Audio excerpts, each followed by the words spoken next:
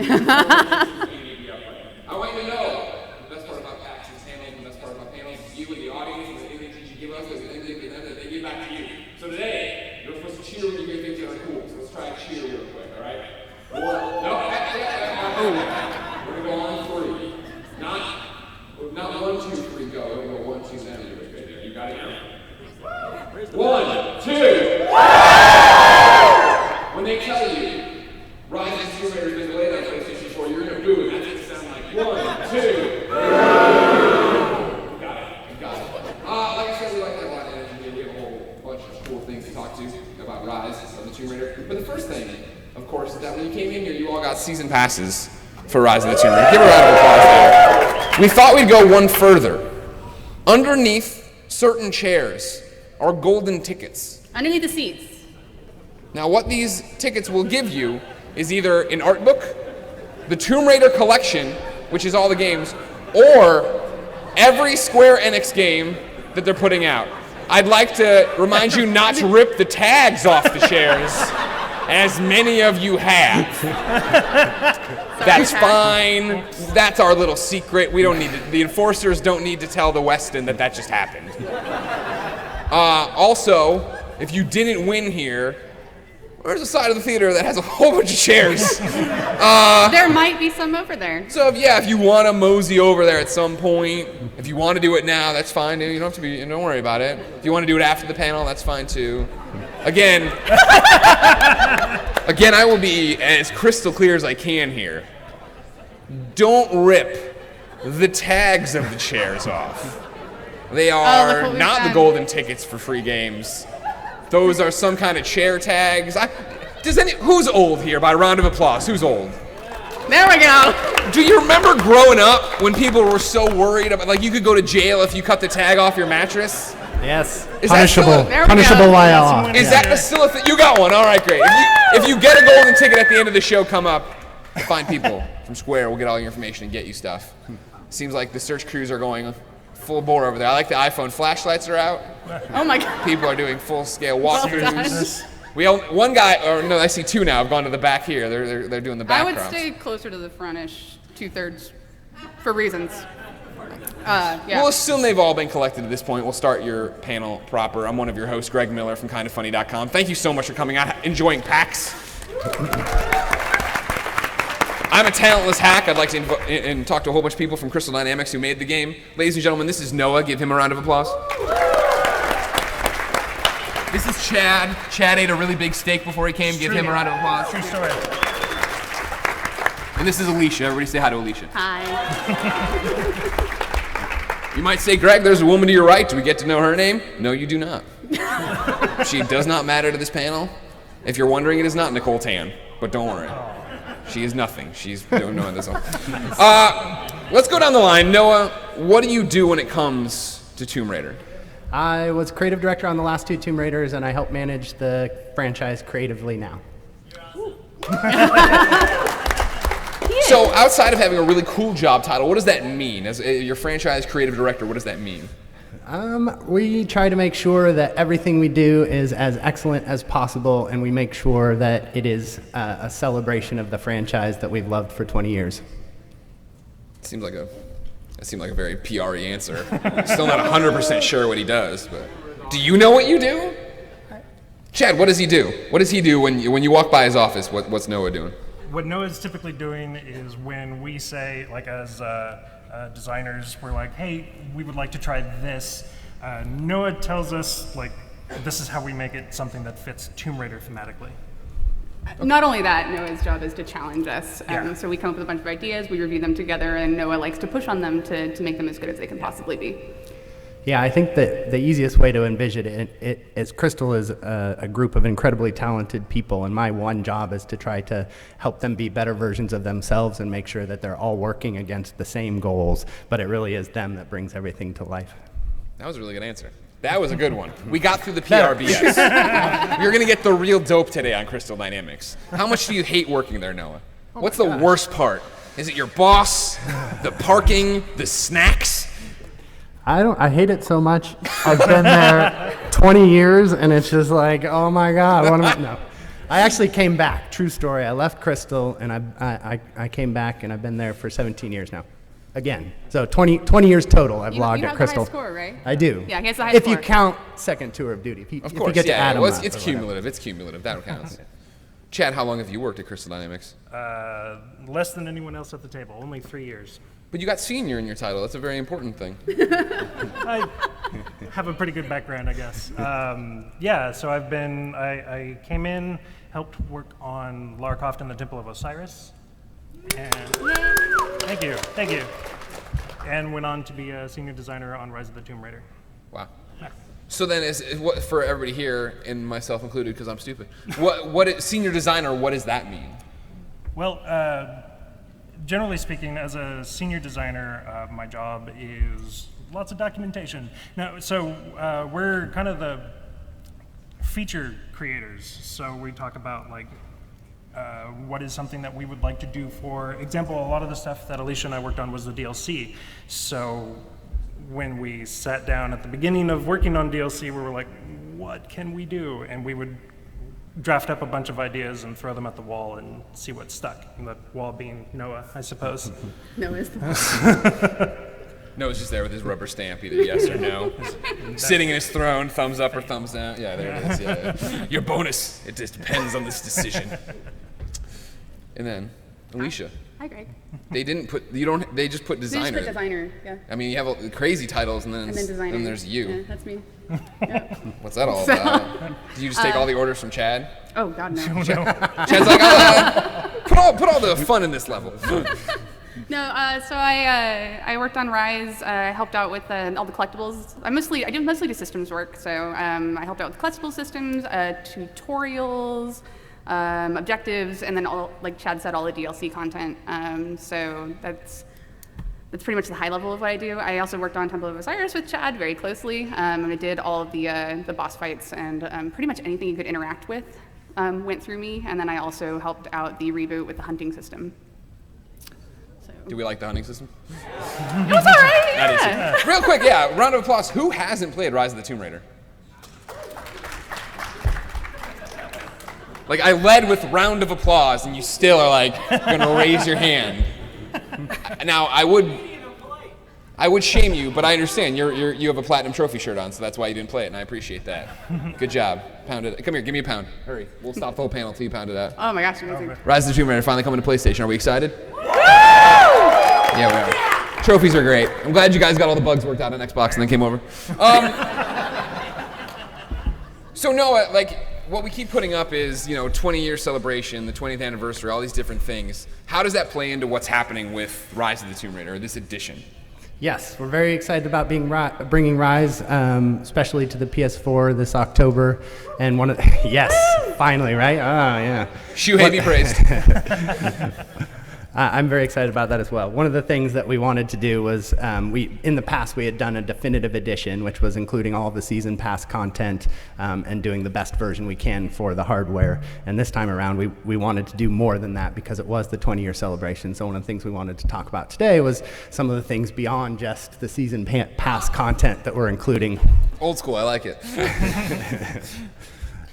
So to get into some of that stuff, and we'll talk about all of it in detail, but there's the Blood Ties story content, there's the Lara's Nightmare, the Blood Ties is playable in VR, which is fun. We've been playing around with VR at Crystal Dynamics. Very fun. Thank you. I'll take applause for that. One fan of VR. You'll all sing a different tune when it sits on your face. That sounded weird, but you'll like it, is what I'm saying. So what is Blood Ties? What is Lara's Nightmare? Well, Blood Ties is, like I said, a story DLC, but most importantly to me, it's a playable expression of Croft Manor. So we feature, yes, not one fan of Croft Manor. The minor spoiler, but the Croft Manor appears in the story in cinematics. And when we got a chance to do something fresh for the PS4 launch, the first thing that came to mind for me was really making a playable version of that manor. Because part of the vision was this isn't just something for a cinematic. This is part of Lara's character. This is part of her rise. It's her legacy. It's her home base. And in this context, it's actually a canvas to explore her history as a character and some of those things. Did you expect the cheer for the manor? Do people like the manor? There There we go. For me, Croft Manor, it's something I never thought too much about. I knew it from previous games, of course, blah, blah, and then I didn't really think about it missing, quote unquote, from the, the new, I don't know what you want to call it, your guys' new vision for Tomb Raider and Rise of the Tomb Raider. But then there was another adventure-y, climby, shooty game on PlayStation 4, and that suddenly you're dropped into a manor, and and all of a sudden I was like, is this Croft Manor? And I was like, wait, why do I care so much about Croft Manor? Why is this, like, did you guys know that you were, quote unquote, missing that part of Lara? Well, one of the things we always look at is post-reboot, she's becoming a character that we all anticipate on some level, and we start to say, what are the things that we missed from classic Lara that make sense in a post-reboot world? And the Manor's a very high on that list, has been for a while for us. So then, guys who actually do the work, you can lean back. Not this guy who just talks about it and does this thing, wears the hat and orders people around. Like, Chad, how do you approach that? How do you approach number one? All right, cool, we're going to put out a new edition of the game, and you're like, oh, cool, just special edition? And they're like, no, we're going to make a whole bunch of new crap for it. And you're like, ah. But then also, like, it's a legacy to live up to. You're doing VR. Like, how do you guys tackle that? So a big part of the Manor was actually trying to capture a lot of the nostalgic aspect of it. Like even as we were developing and we showed off trailers a couple years back, people saw a couple shots of the Manor from the campaign and we're like, oh, do we get to go to the Manor? And we're like, no. So when we got the chance to actually bring the Manor back, we paid a lot of attention to what was so classic about it, what made it part of the Tomb Raider experience without being an actual tomb. And so, yeah, a lot of attention to detail was spent, I think. Internally, we've been kind of pushing for Manor for quite a while. Oh, yeah. We were all really excited about it. So, What? you're excited about it, but that's something to live up to, right? It's huge. Absolutely. Yeah, absolutely. Yeah. No, huge. So what do you look for references? Like, where do you go through for inspiration, Alicia? Noah's probably the best to answer that one. Yeah. I asked you, though, didn't I? I know you did. But I worked mostly on co-op. I respect that. I respect that. Some of the inspiration for the Manor, I mean, part of it was to re-envision its physicality, and we took inspiration from all manors through history, and as we often do, sort of try to create a vision that's inspired by a lot of that previous DNA. And so hopefully people recognize aspects of this manor, but also I think it has a very unique flavor because it's the rundown manor, so this hasn't necessarily been, Lara hasn't had a chance to make it hers yet, so we ultimately see the manor as a character in this franchise. So ultimately we get to see, in some ways, the first chapter in the Manor story here, and it's neat to see it in this state of disrepair. And to Chad's point, it is actually almost feels a little bit like tomb raiding because you're unraveling these ancient, well, not so ancient histories, but it is piecing together the past, and in this case, it's Lara's past. Chad, I mean, are you guys excited when you got to make the decision? How does the decision to put it into VR, I guess, happen? Was that from the ground up that you knew that's where you wanted to go? Yeah. So we have, present company included, we have several VR enthusiasts over at Crystal. And so we've been looking for the opportunity to do something Tomb Raider VR for a while. And as we were looking at all the different things that we could do for the PlayStation release, it seemed like here's a great chance to experiment a bit and make the VR version. So yeah, it kind of started with just us really wanting to find an excuse to make a VR Tomb Raider experience. How has it gone? I feel like I always get excited to play VR games and talk about VR games, and when I talk about them, I always talk about the fact that we have to learn to walk again, I feel like, right? No, Like we totally do. Oh, yeah. So I came in, I was on vacation, but I came in for a little bit, and Will Kerslake, who's the other, I got it, we're good. the other designer that worked on all the DLC with us, he was working on like a little prototype. It was a VR prototype. It was even before we committed to Manor at all, and said, hey, put this on real quick and see how it is. And I remember getting really, really excited about like even kind of ramming my face up against, art, like checking out textures. I look at this art every day, like for many, many hours a day, and everything looked different and very interesting and new. I would sit there and watch cobwebs sway back and forth. Being able to look up and over and around was amazing. So like, Manor's a great fit for that, right? Because it's a beautiful space. It's very detailed, right? And fits very nicely within a first person. Have we mentioned it's first person? We haven't. Manor VR is in first person, whereas Rise of the Tomb Raider is all third person. So we've taken it all into first person. So you're seeing everything through Lara's eyes. You can kind of walk around an adventure game style and really take in the scenery. And if you're a fan of the franchise at all, like I am, it's overwhelming. Are you fans of Tomb Raider? Yeah. A little bit. Yeah, it's overwhelming to be able to walk into those spaces and to just kind of soak it up and spend time, I guess, enjoying it. So. I mean, I got to imagine it's nice for you guys, but then also, obviously, your art team, right? And the fact that I always feel bad when I'm playing a game as beautiful, I mean, as Rise of the Tomb Raider is, right? Where you're running through it, but you're literally running through areas that people spent months on to make it look amazing as possible. Like, I gotta fucking catch this thing. And they're just blowing it, yeah. Yeah, I'm the kind of player that when I'm playing a game I'm really excited about, unless the level is literally exploding all around me, I like to stop and look at everything. I like to look at the vistas. And PSVR it looks so different. Yeah, it looks so is just exploring Croft Manor, and it is so much fun. Just like taking in like all the detail. So that's Blood Ties. That sounds great. That sounds super chill. That sounds like we'll have a great time just walking around, have a glass of wine, explore the curve. Lara's Nightmare does not sound as cool in terms of like I'm gonna chill out. Noah, what's happening in the Nightmare?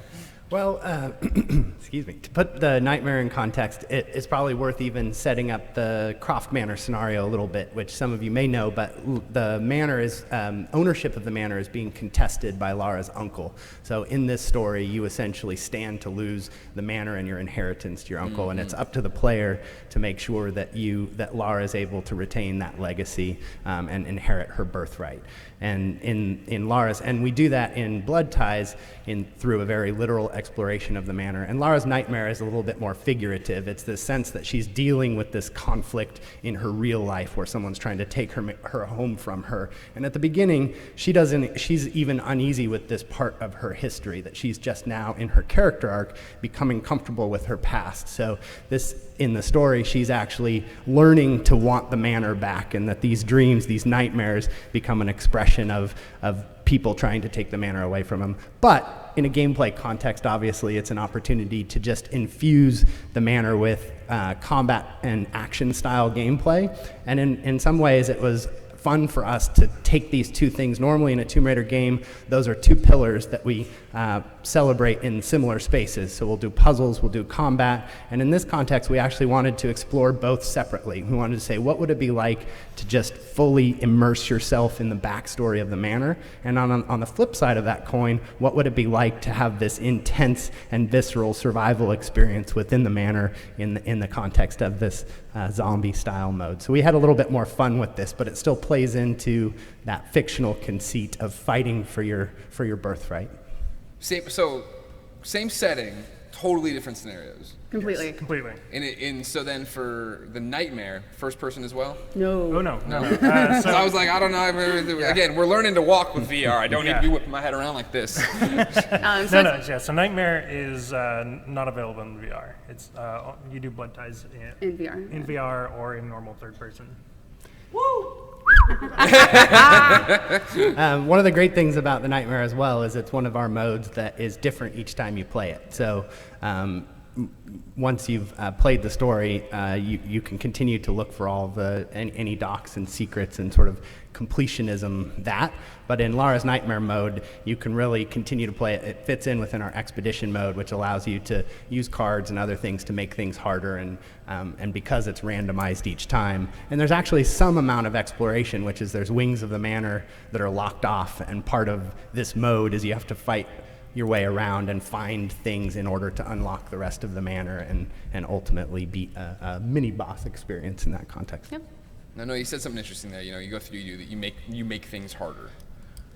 Did anyone try to stop you guys from making this harder on yourselves? Because again, as a PlayStation guy, I would have just been happy with the Definitive Edition, the Season Pass. You didn't have to go put in new modes and VR stuff and all that jazz. Why don't you just get the game out, make the third one, make us all happy?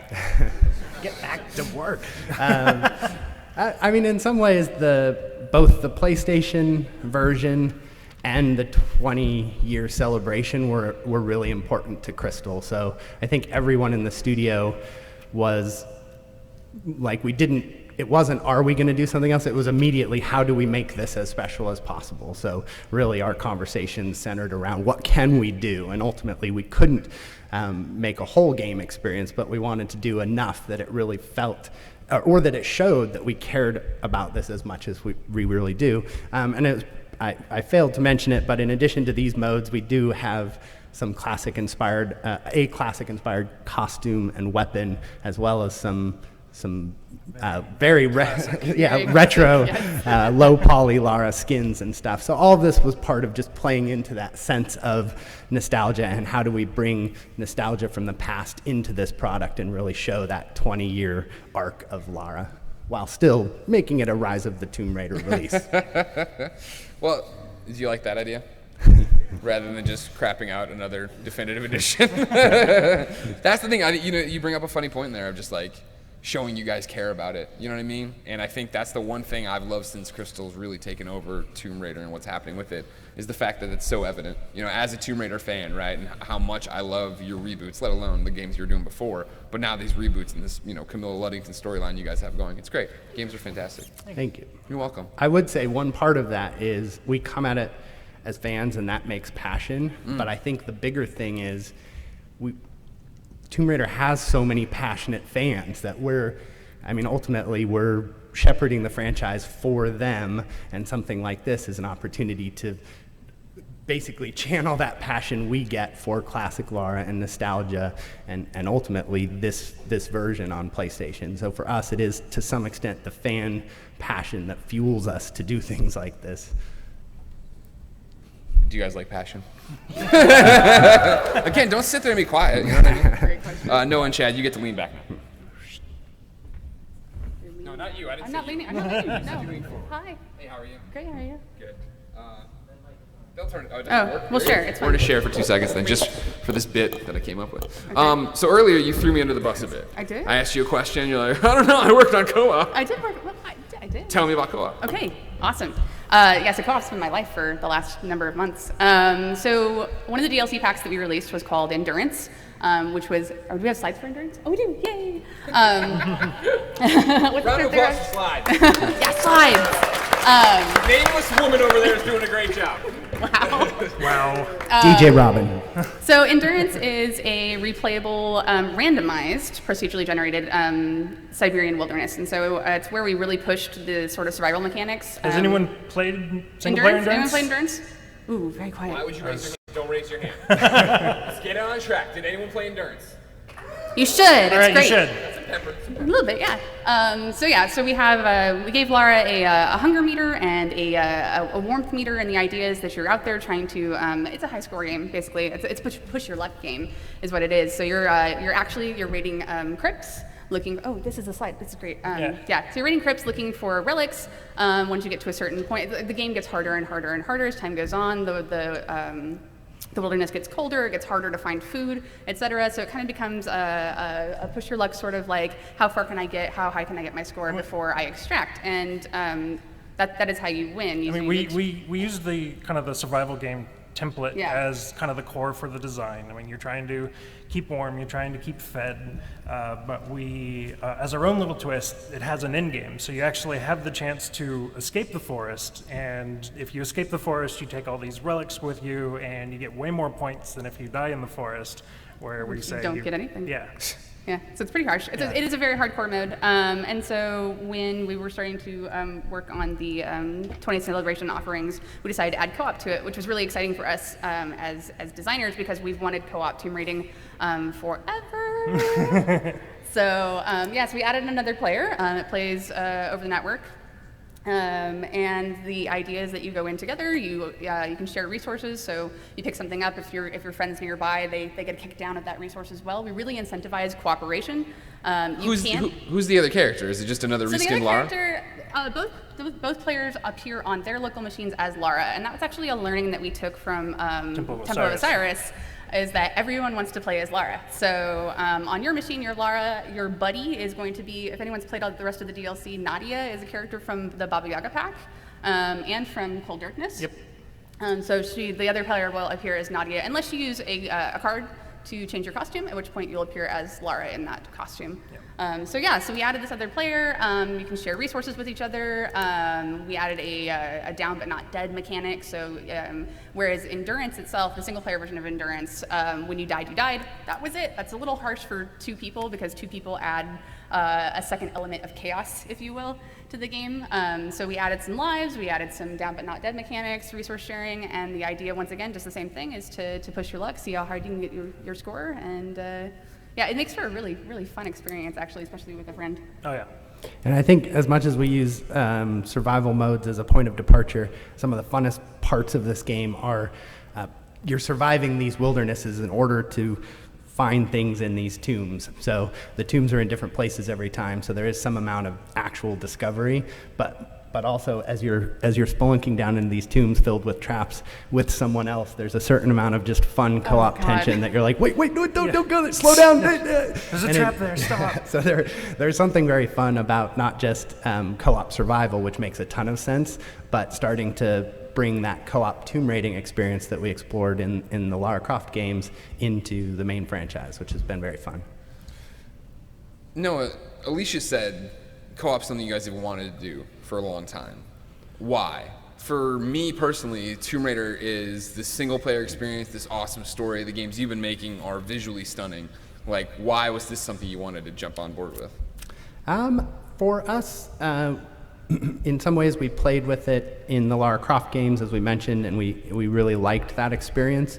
And for me, in a lot of ways, we don't look at them as mutually exclusive propositions, that we love Lara's solitary adventures and discovering things that no one else has discovered and being alone in these amazing, awe-inspiring places.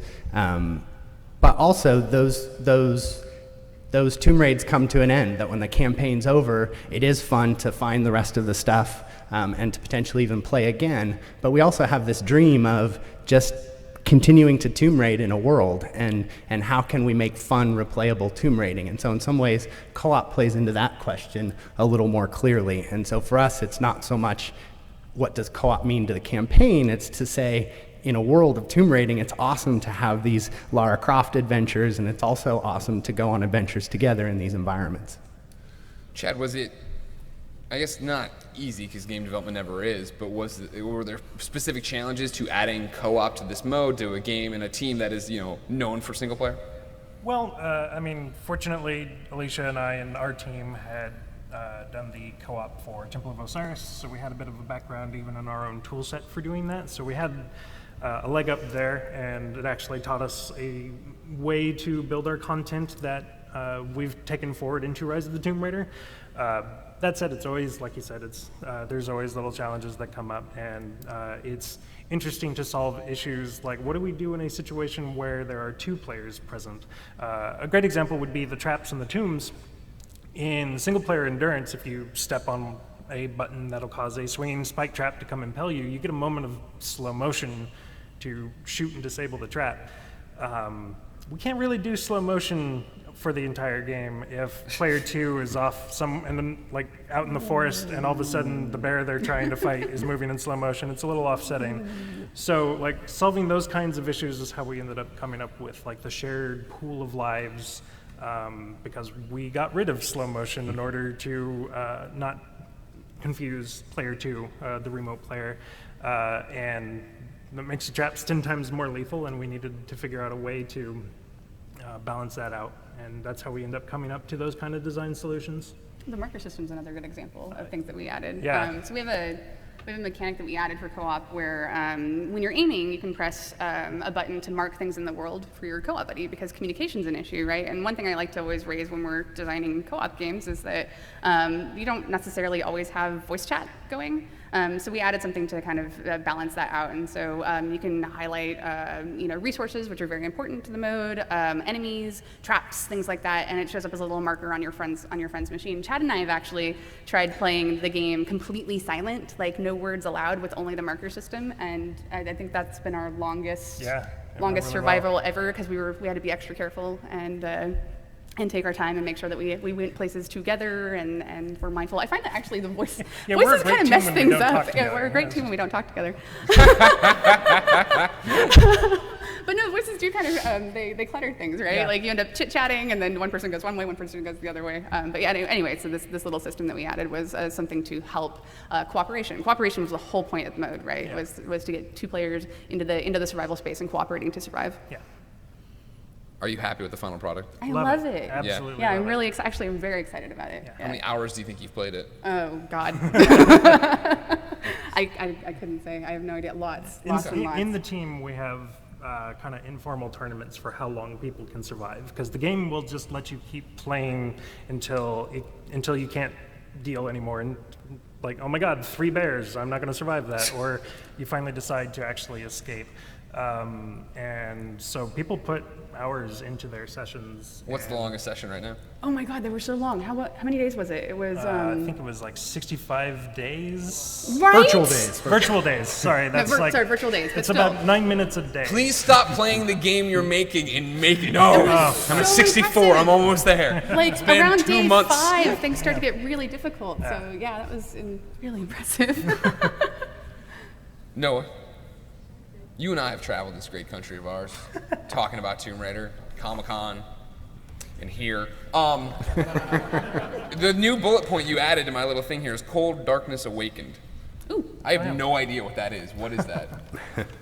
Well, I'll let Chad and Alisha speak to it mostly, but I asked you, Noah. but because you asked me and I wouldn't want to disobey, Greg, to set it up a little bit, it includes combat with zombies. So the zombies in this case this was our first instantiation of zombies. So you find a place in Siberia that is overrun by zombies based on some backstory elements, which we won't get into. But more importantly, some of the things we were playing with here was actually the replayability. So when I mentioned that the manor was different every time you played it, and endurance mode has that permutations where the tombs are in different places and the traps are in different places, that one of the things that we really are trying to achieve in that context is replayable puzzles. That one of the things about puzzles is oftentimes the first time you've solved them, they're not as fun anymore. So we have different ways. I think in terms of Lara Croft games, we solve that in a lot of cases with just physical challenges and working together challenges.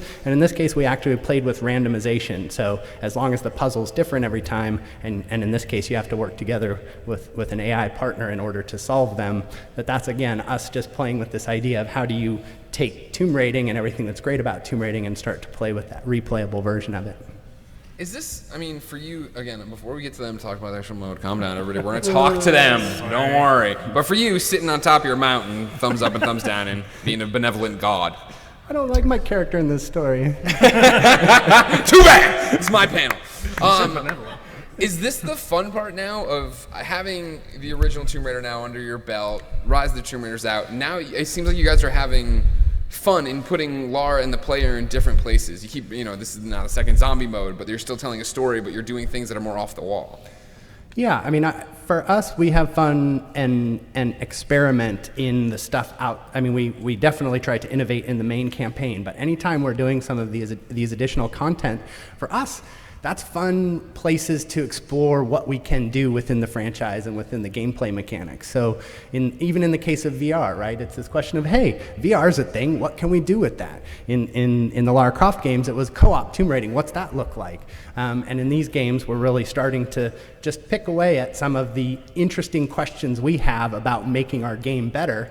But what's great about it is it creates a dialogue with you guys, essentially. So we're putting smaller propositions out there, and when I hear, hey, I like this part of it, or I don't like that part of it, ultimately that fuels our next game, that we take these learnings and roll them into that. So it's this great, almost petri dish of exploration where we get dialogue with the fans, and that, to me, that's very special. That's something that allows us to go into the next game with a greater confidence of what people are enjoying or not enjoying. And the best way to do that is to try a bunch of things, so we're not just getting the echo chamber of reinforcement or not reinforcement. It's saying, hey, what if we brought this in, or what if we brought that in? So for me, that's what I love about this. And I think for design in general, it's always fun to have some challenge to essentially say, let's do something different than we've already proven we can do. Mad science. Yeah. Mad science is a gift. Yeah. Yeah, it's good. See, man, you guys are just so active. I'd be so lazy. No. I'd be like, we already have the mechanics for just normal people. Can they just be normal people they fight in the game? Zombies. So the fun thing, like particularly with like endurance and cold darkness, is we're basically given. We want to explore what we consider to be design pillars that represent Tomb Raider, and then on top of that, we want to add a pillar of replayability. So, like with endurance, we looked at the pillar of exploration and searching for tombs, raiding tombs, and it is replayable in that every time you play it, the wilderness changes. There's different resources around. The forest itself is not the same. Completely reconfigured. Yeah, the slide that Robin had on screen a few back that showed off a hex. She's a nameless person. I'm sorry, nameless person that is not called Robin, who is not doing a fantastic job. Is Robin doing a good job, audience? Yeah. Good job, Robin. So yeah, that is what we basically build endurance to be like a series of game tiles, like almost like you're playing Catan or something like that, where as you explore, it sets out the new tiles up in front of you. And sometimes you're going to get just forest, like that one on the screen. Sometimes you're going to get an old abandoned ruin. Sometimes you get a full tomb with a cave entrance. And village. Yeah, exactly. Yeah. And all of that is for kind of exploring this concept of exploration. And then when we got to Baba Yaga, which we'll go over quickly. Baba Yaga was our story DLC. And so that really explored our story hooks. And again, we wanted to make it as Tomb Raider as possible. It has its own puzzles.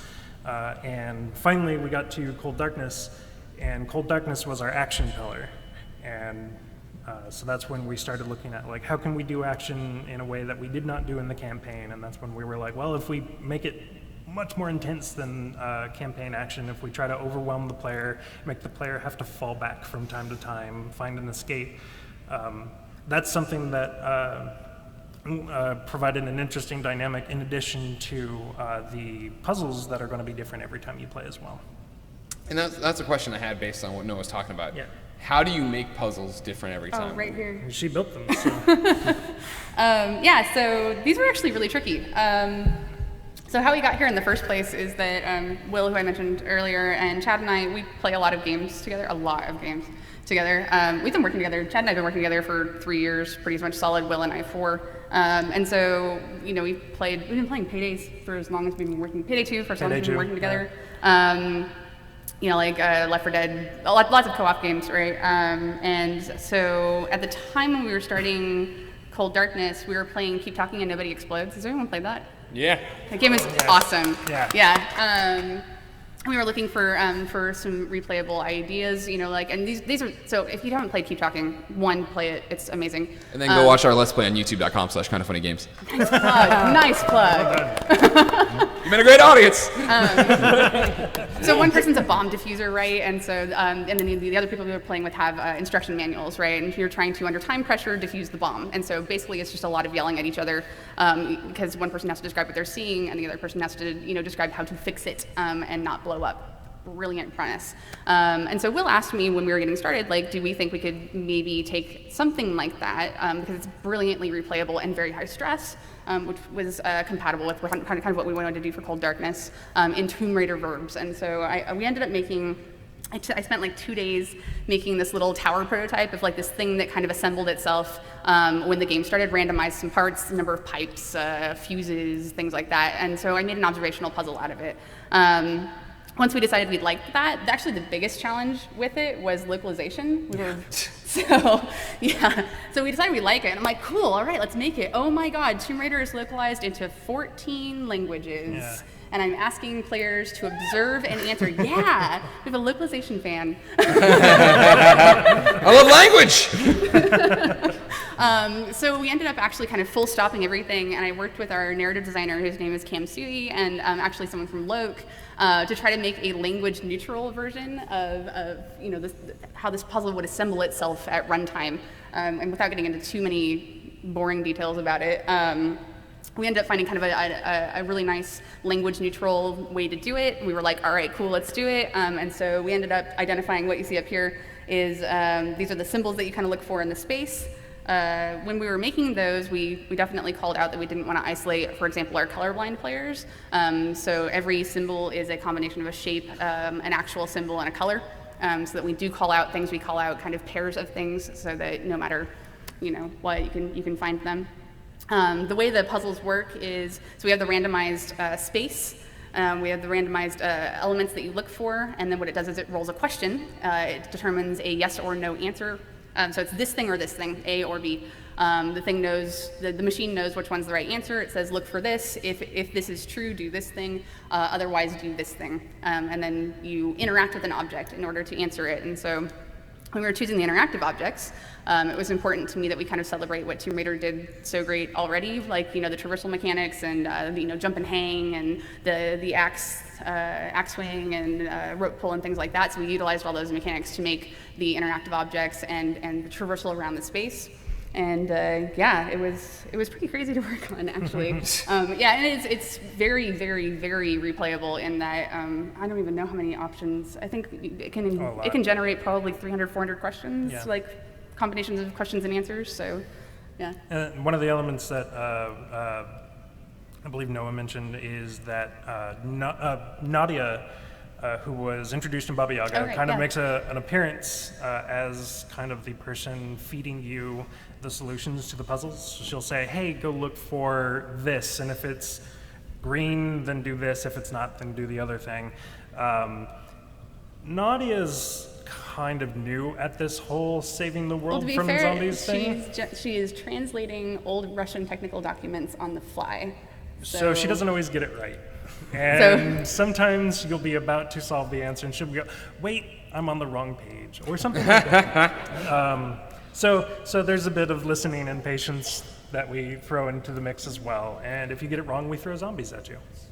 As you do. Okay. Yeah, as you do. And then as you get further into the mode, of course, the first tower were nice too, but the later ones, the zombies are already in there. So it's continuing to solve the puzzle under more and more pressure as time goes on. Yep. PAX is all about you. I want to make sure you guys get the chance to ask some Q&A. So if you want to go to the center here, you can find Big Dog Kev from KindaFunny.com.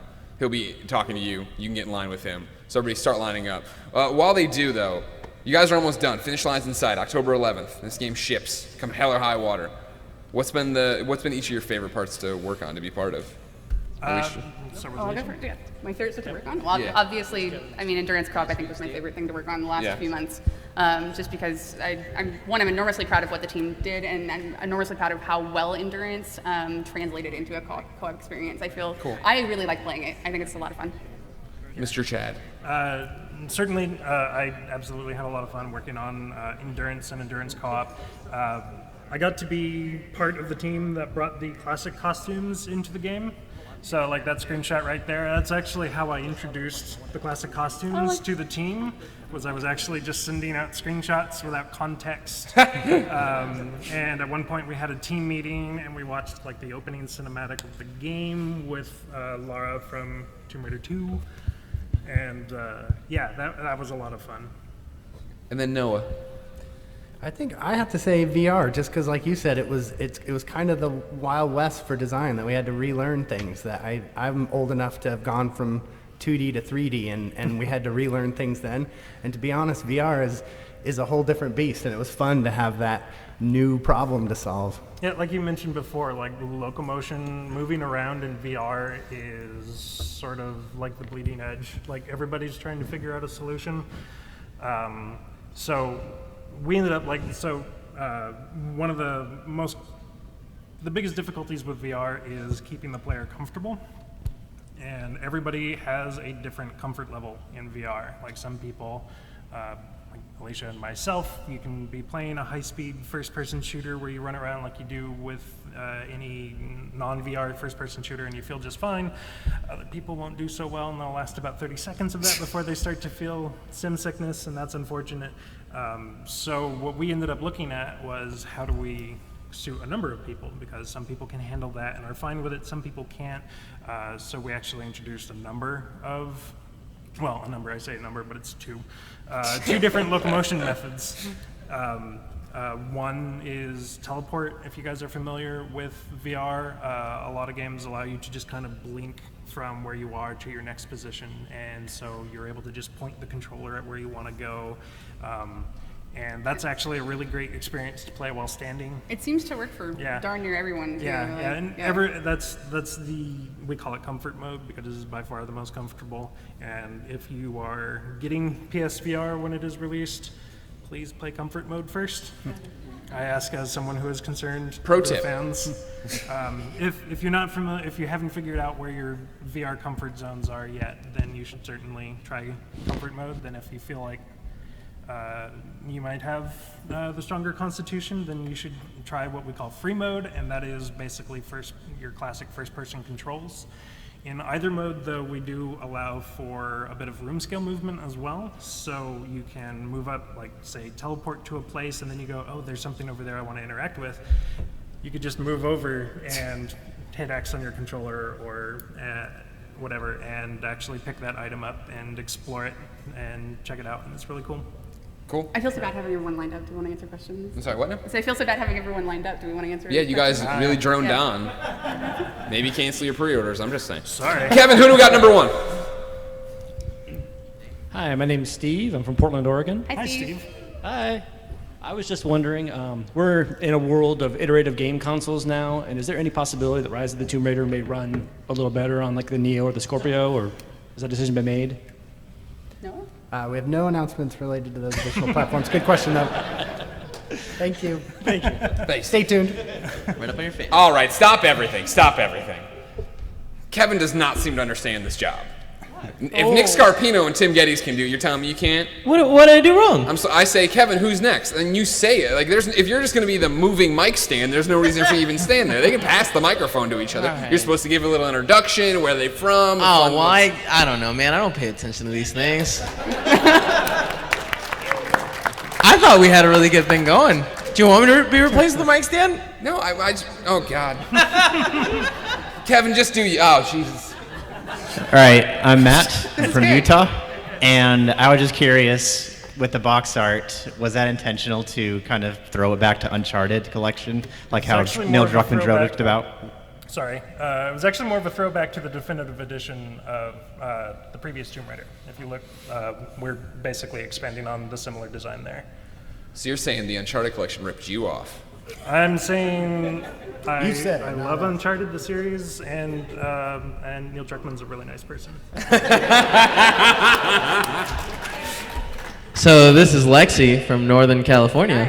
There we go, Kev! Well done. Where in Northern California? Hi. So first, I just wanted to, like, from the bottom of my heart, thank you guys so much for all your hard work, because these games have gotten me through some really tough times, and I just think they're incredible. Thank so you. thank you so much. We do it for you guys. And so my question is, I loved the Baba Yaga DLC. Thank you. And so, do you guys have any more story DLC planned Not down planned. the road? Well, outside of Blood Ties, I mean, Blood Ties is Yeah. certainly Yeah, Blood Ties is story for DLC. DLC. Yeah.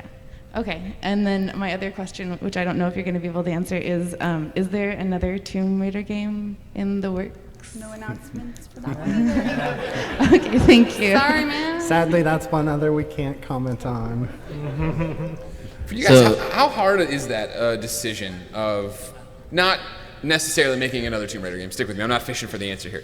But she's asking if there's more story DLC after this. How hard is it for you guys to know when it's time to stop working on DLC, stop supporting a game you've made, and move on to the next project, If whatever we it may be? didn't have people like Noah telling us to stop, Never. we would never stop. Literally never. No, that's totally true. Like, if I would just keep making content for Rise if they let me. So yeah. No, So you're the that's- problem. That's, I am the problem. it's Noah's fault. They're the problem. They want more Tomb Raiders someday, right? But I would say that one of the things we wanted out of this one was everything on one disc. So ultimately, for PlayStation, you buy it and you get everything, and that was something we liked about this offering. Cool. So this is Adam from Eureka, California. Hi, Adam. Hi guys, how's it going? Amazing stuff. I noticed that you guys were talking about how the VR is like super immersive, like you were saying, just watching the cobwebs and stuff. And with it being that amazing, You also mentioned that in Lara's Nightmare, you can like unlock different parts of the manor. Are those parts of the manor possibly going to be explorable in VR when you go back to Blood Ties, or is Blood Ties kind of a complete thing by itself? So Blood Ties has a bit of its own exploration as well. So there are definitely parts that you're not able to access immediately, and you'll be, as the story of the DLC unfolds, exploring new parts of the manor as you go. Yeah. Yeah, they share the same footprint. space. And in Yeah. fact, there's a little bit of the manor that only exists in the Blood Ties, so that you don't spoil the story specifically. Yeah, if you play Nightmare first. Yeah. Hi, Kev. Hey, this is Lewis. He's from Seattle. He's got the dopest shirt here. Oh, hey. Lewis, where'd you get that shirt? I don't know, some weird thing down in San Francisco. Damn. We have feelings, goddammit. I was expecting the mic stand. I have to hold it. This is ridiculous. Thank you. Okay. So, first of all, as someone who loves puzzles, thank you for making replayable puzzles. That's always been a weird thing in games. When I go back, I'm like, I know how to solve this. It kind of becomes tedious. Thank you. So thank you for We're in that. progress. So we'll keep doing it. So this might be more of like a general thing, but like what do you guys look at or use to sort of keep the creativity going and making new puzzles and trying to push puzzles in games, especially in a game like Tomb Who wants to start? Sounds like you volunteered. Sure, I'll start. Yeah. Well, one, playing games all the time is, that is a constant source of inspiration. I play everything all the time, and board games too. Like not just electronic games. I love board games as well. So I grab my inspiration from everything. But I've been wanting to make games since I was 12, I think. When I had an epiphany when I was a kid, because I used to play games all the time, of course, right? I had an epiphany where like, oh my God, people make these things. So like once those dots were connected, I was like, well, it's pretty clear what I need to do with my life. So in terms of like where I draw my inspiration from, I am working my dream job right now. So that's, I got a little fun. Thanks. I think in terms of our process on puzzles specifically, a lot of what we do is we look at a mechanic we want to explore as a puzzle. So we'll look at like how can traversal be used in a puzzle, or how can pulling heavy objects with a rope, or physics objects, things that you can roll around, that kind of stuff. And we start with just exploring, and we'll build 100 puzzles, and we'll be like, okay, that one is actually good.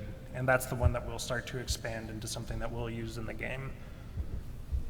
Yeah, puzzles tends to be one of the least predictable things to make. Yes.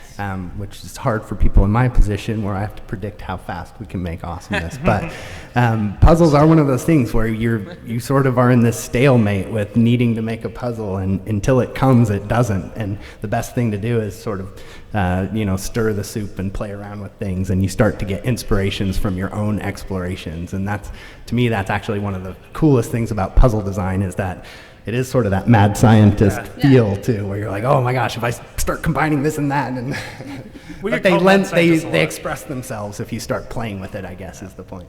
And you did say, it's an exploratory process. You don't normally go in saying, I'm going to create a puzzle, and it's going to have a box, and then it's going to do this, and I'm going to push this. You get in there and you play with the bits, and then suddenly, you're like, oh my gosh, this thing I just made is amazing, and there you have it. Yeah. Kevin, who's next? This is Kenneth from Portland. I got it. Don't worry about it. I saw you got scared. All right. With all the new modes you've added in, you've specifically called out co-op for the endurance mode. I was curious, what sort of single-player co-op are we looking at for some of the others as well? As also, what type? Is there any sort of cross-play, especially with all the Steam DLC codes that are being given out here? Is it just network play, couch co-op? So endurance is network play. Yeah. Are any of the other modes co-op as well, or is that all just single player? They're all single player. Yeah. Great. Thank you so much. Thank you. This is Joe. He's Hi, from Joe. Seattle. Hey, Joe. About how many hours? Oh, right here. Okay. How many hours of gameplay are going to be in Blood Ties? How many have we said about Blood? Blood Tie is about an hour of story mode. You can definitely spend probably a couple hours in the manor if you're completely exploring everything. I don't think I've ever gotten through it in an hour. Yeah. Yeah, 'cause if you there's tons of documents to read, things to find, Yeah. I always like to underestimate versus overestimate, otherwise people yell at me. So generally it's an hour to Dear 2. Crystal Dynamics, you said it would be an hour and a half, and I finished it in an hour and 15, and I hate you. One last thing. will that be playable in not VR? Absolutely. Yes. Okay. Yes. Cool. And that'll be third person. Yeah, and if that you is play it in that mode. that is exactly the way you play the rest of the game. Third person over Lara's shoulder. And the other thing probably worth mentioning about that is the manor. There is no way we could have included all of the rooms we wanted to or gameplay experiences we wanted to. So again, it's partly just this recognition that this is our first step at making the manor playable again. And I think we continue to have lots of things we'd like to do in that space, but ultimately picked what we felt was the best first manor experience. This is Brendan from Seattle. Hi. Hey, all right. So the Tomb Raider movie, will you guys be involved with it? What was the question? I'm sorry. Tomb Raider movie. Oh. Yeah, No, we're informally involved, so we have regular conversations with those guys, and they seek our feedback on scripts and things like that, so that they can essentially leverage the expertise within the studio. But it's also their product and their vision, so it's a collaboration where they leverage us for our proximity to the franchise, and we ultimately help them channel the Tomb Raider DNA and ultimately the Lara characterization that we envisioned with the reboot. Final question comes from me, guys. Okay. So we've talked a lot about Rise of the Tomb Raider. It's coming to PlayStation 4, all the different studios. It's on everything, obviously. They're putting out the collections everywhere. But you call it the 20-year celebration, and it is the 20th anniversary of Lara Croft and Tomb Raider and all these different things. Why, 20 years later, are people still so into this franchise, do you think? You start. We'll go. You're all gonna have an answer for this. We'll start at Alisha, Len, and Noah. Noah always wants to go last. No, it can go last. I've been playing Tomb Raider since Tomb Raider 1 came out on my PlayStation. When a friend loaned it to me on like summer vacation. Tomb Raider instills in us a sense of wonder and exploration, and I think that is eternal. It's immortal, right? Like that doesn't age. So that's why I think it's still around. Yeah, I completely agree. Good games don't age. That's how I feel about it. And Tomb Raider has consistently brought out blockbuster after blockbuster. And it's part of the honor of even getting to work on the franchise is working with such with a pedigree. And Noah.